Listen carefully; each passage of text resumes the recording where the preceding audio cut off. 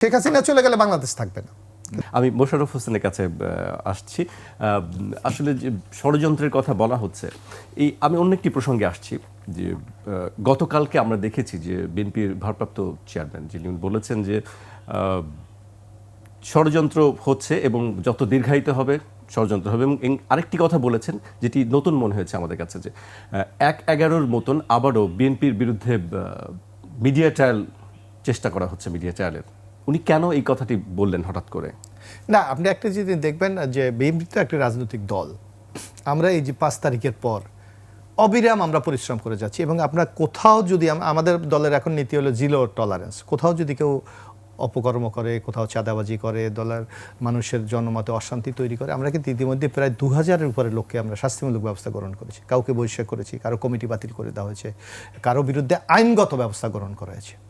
সুতরাং আমরা এই ক্ষেত্রে কিন্তু জিরো টলারেন্স। কিন্তু তারপরেও আপনি দেখবেন আমরা, কারণ এখন আপনি মিডিয়ার অবস্থান বাংলাদেশে জানেন, অনেকটা কিন্তু গোষ্ঠীকেন্দ্রিক হয়ে গেছে। এটা নানা শিল্প গোষ্ঠীর, কোনো রাজনৈতিক দলের, কোনো ব্যক্তির, প্রতিষ্ঠানের পরিণত, তাদের একটা সেলফ ইন্টারেস্ট আছে।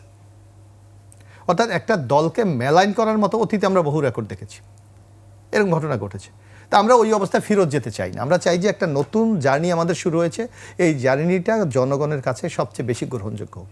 কিন্তু আমরা দেখতে পাচ্ছি যে কিছু কিছু জায়গায় এমন একটা নিউজ যাচাই বাছাই না করে এমনভাবে করে দেয় যে, কারণ আপনি দেখেন আমার বিরুদ্ধে যদি একটি নিউজ করে কোনো গণমাধ্যম যে আমি এই জায়গায় চাঁদাবাজি করেছি, এত টাকা নিয়েছি, এই করেছি, অনুখানে নির্যাতন করেছি, আমি যখন এটা প্রোটেস্ট করি, একটু নিচে দিয়ে লিখে দেয় এই ঘটনার সাথে উনি দ্বিমত পোষণ করেন।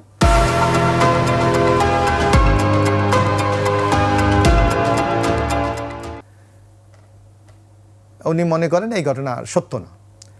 আর আপনি আমার হিস্ট্রিটা করলেন কিন্তু মিনিমাম 1 পেজ। অনেকে এটা দেখেও না, কিন্তু আমার ডকুমেন্টটা কিন্তু এখানে থেকে যায়। তো যার জন্য আমাদের নেতা তারেক রহমান বলেছে আপনারা কেয়ারফুল হন। যদি কোনো অপরাধ আপনি দেখেন, আমাদের স্থায়ী কমিটির লোককেও কিন্তু সুকাজ করা হয়েছে, আমাদের অনেক লোকের পোস্ট চলে গেছে। এই দেখেন কিছুদিন আগে আপনি দেখেছেন যে আমাদের একজন উপদেষ্টা চেয়ারপারসনের তার পথ চলে গেছে, আমাদের একজন সাবেক মন্ত্রী তার পথ চলে গেছে। এইভাবে প্রতিনিয়ত যাচ্ছে। সুতরাং আমরা চাই রিয়েল ঘটনাটা আপনি তুলে ধরেন। সেক্ষেত্রেও বিএনপি যদি কোথাও ব্যবস্থা নিতে ব্যর্থ হয়, তার দায়িত্ব নিতে কিন্তু আমরা প্রস্তুত আছি। কারণ আপনি একটি দেখবেন যে তুষার ভাই চমৎকার কিছু কথা বলেছে যে গত 16 বছরে বা 16 আগেও যদি আপনি ধরেন, যে বাংলাদেশের রাজনীতির ক্ষেত্রে বেশ কিছু অবাঞ্ছিত ঘটনার আমরা দেখেছি, আমরা যার অভিজ্ঞতার ভিত্তিতে কিন্তু বিএনপি, যদি আপনার 31 পয়েন্ট আপনি দেখেন, 31 দফা যে রাষ্ট্র মেরামতের, সেখানে কিন্তু আমাদের অভিজ্ঞতার আলোকে আমরা অনেক কিছু নতুন রেক্টিফাই করার জন্য আমরা কিন্তু আগামী দিনে জনগণের কাছে আমরা উপস্থাপন করেছি, ভোটারদের কাছে। যেমন আপনি দেখেন, এই যে বলা হচ্ছে যে একটা দল ক্ষমতায় থাকলে ফেসিস্ট হয়ে যায় দীর্ঘদিন, এবং তার মনের মধ্যে একটা আত্মহমিকা জন্ম নেয় যে আমার এই দেশ তো আমার। যেমন শেখ হাসিনা আমলে আপনার স্পষ্ট মানে তুষার ভাইরাও নিশ্চয় আমি তার বহু স্ট্যাটাস দেখেছিলাম যে Sheikh Hasina next, who is the next, Sheikh Hasina পর নাকি বাংলাদেশে কেউ নাই। আমলিকেরা কিন্তু এই ধরনের একটা মেসেজ জনগণকে দিতে চেয়েছিল, শেখ হাসিনা চলে গেলে বাংলাদেশ থাকবে না।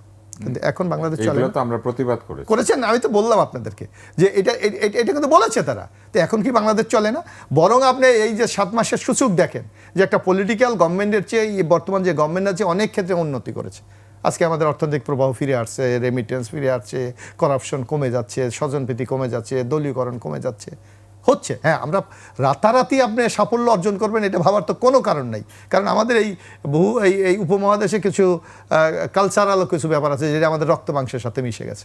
এই জায়গা থেকে আমরা বেরিয়ে যাব, যার জন্য আমাদের দল, বিশেষ করে বিএনপির পক্ষ থেকে এবার কিন্তু সুনির্দিষ্টভাবে এই অবস্থা থেকে উত্তরের জন্য বেশ কিছু প্রস্তাব দিয়েছে। যেমন আপনার যেটা বিএনপির জন্য, হয়তো ধরেন বাংলাদেশে এখন সবচেয়ে বড় রাজনৈতিক দল সবাই বলে যে বিএনপি, যদি একটি অবাধ সুস্থ নিরপেক্ষ নির্বাচন হয়, হয়তো বিএনপি রাষ্ট্র ক্ষমতার দায়িত্ব পেতে পারে, হয়তো পেতে পারে যদি জনগণ তাদেরকে ম্যান্ডেট দেয়। সেখানে বিএনপি বলেছে যে আমরা যদি এককভাবেও রাষ্ট্র ক্ষমতায় যাই, আমরা দলীয় সরকার করব না, আমরা সর্বদলীয় গভর্নমেন্ট করবো। It is a new concept in politics. তাহলে কি বিএনপি আসলে জোটের দিকেই কি আসলে না, আমাদের অভিজ্ঞতাতে মনে হচ্ছে এককভাবে একটা দল যতই ভালো শাসন করুক, জনমতে সেইটা একটা ইতিবাচক প্রভাব ফেলে না। যার জন্য সবাইকে নিয়ে যদি আপনি একটা যাত্রা শুরু করেন, সেইটার গ্রহণযোগ্যতা সমাজে, আমাদের সমাজে অনেক বেশি হয়।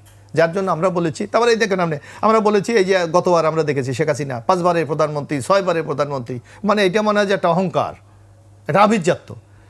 আমাদের পক্ষ থেকে স্পষ্ট বলা আছে 2বারের বেশি কেউ প্রধানমন্ত্রী হবে না কোনো লোক। এগুলি আপনি তারপর আপনি দেখেন পার্লামেন্ট, এই যে বলা হয় যে পার্লামেন্ট কেন কার্যকরী হচ্ছে না, আর্টিকেল 70, যে দলের বাইরে কথা বলা যাবে না, তাইলে সদস্যপদ বাতিল, দলের বিরুদ্ধে কথা বললে আপনার এমপি নমিনেশন পাবেন না, দলের বিরুদ্ধে কথা বললে আপনার পদ থাকবে না। আমরা কিন্তু সুনির্দিষ্টভাবে বলেছি যে 4টি বিষয় ছাড়া দলকে আপনি তুনু করে ছেড়ে দিতে পারবেন। এগুলি সংস্কারের বিষয়, আসলে সংস্কারের না, এই সংস্কারের মাধ্যমেই তো একটা দল গণমানুষের সরকারে পরিণত হবে। আপনাকে তো শুধু আমি যদি রাষ্ট্র কাঠামো, যেমন আপনার এই গতবার শেখ হাসিনা, আপনি আমাদের যে কনস্টিটিউশন আছে, আমাদের বাংলাদেশের কনস্টিটিউশন খুব খারাপ আমার কাছে তো মনে হয় না, কিন্তু আপনি প্র্যাকটিসটা কি করেছেন? আমাদের কনস্টিটিউশন তো বলা আছে রাষ্ট্রের মালিক জনগণ। আপনি জনগণকে সেই অধিকার দিয়েছেন? আপনি তো ভোটের অধিকার দেন নাই, কথা বলার অধিকার দেন নাই, মত প্রকাশের স্বাধীনতা দেন নাই, নাগরিক হিসাবে তার যে মর্যাদা সেই মধ্যে বঞ্চিত করেছেন। কিন্তু কনস্টিটিউশনে কি এটা লেখা আছে? নাই।